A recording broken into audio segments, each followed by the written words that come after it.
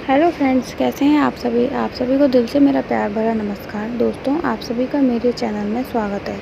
आज मैं आप सभी के लिए बहुत ही इंटरेस्टिंग स्टोरी लेके आई हूँ। उम्मीद करती हूँ आपको पसंद आएगी। तो आइए बिना समय को बर्बाद किए हम अपनी कहानी शुरू करते हैं। बहुत पुरानी बात है, एक गाँव में दो लड़के रहते थे। एक का नाम ज्ञानवान और दूसरे का नाम बुद्धिमान था, लेकिन दोनों पढ़ने लिखने में बहुत कमज़ोर थे।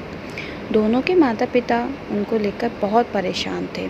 उन्होंने ज्ञानवान और बुद्धिमान को अच्छी शिक्षा देने के लिए बनारस भेज दिया।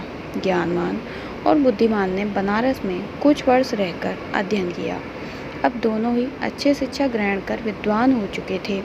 विद्वान होने के साथ ही उनमें इस बात का घमंड भी आ गया था कि वे बहुत विद्वान हैं। हर जगह दोनों ही अपने को अधिक श्रेष्ठ और दूसरे को नीचा दिखलाने का प्रयत्न करते थे।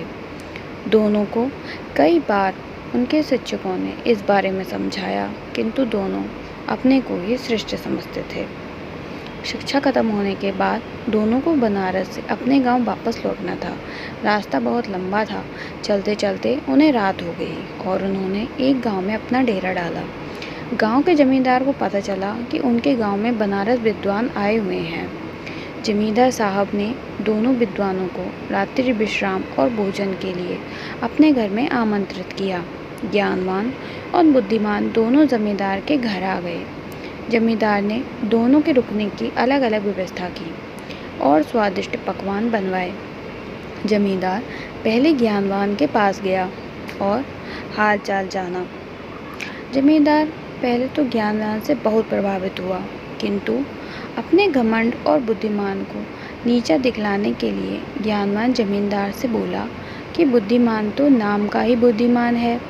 इतने दिन बनारस में रहकर भी वह कुछ नहीं सीखा और अभी भी गधा ही है।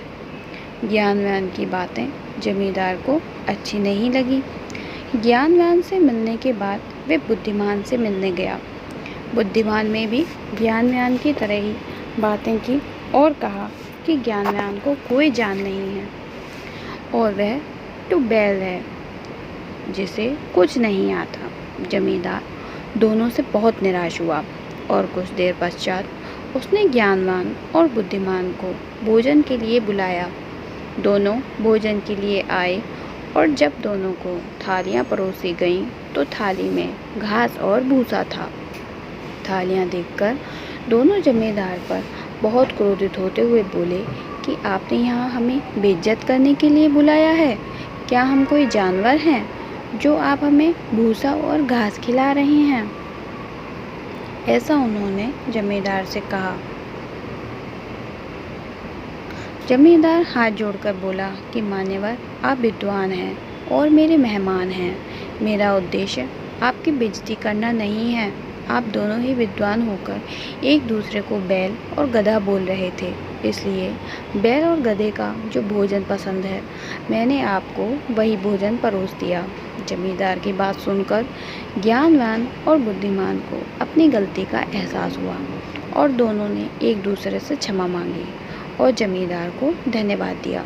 जमींदार ने भी दोनों को स्वादिष्ट पकवान खिलाए और दोनों की खूब आवभगत की। तो दोस्तों, हमारी कहानी यहीं ख़त्म होती है तथा हमें इस कहानी से क्या शिक्षा मिलती है?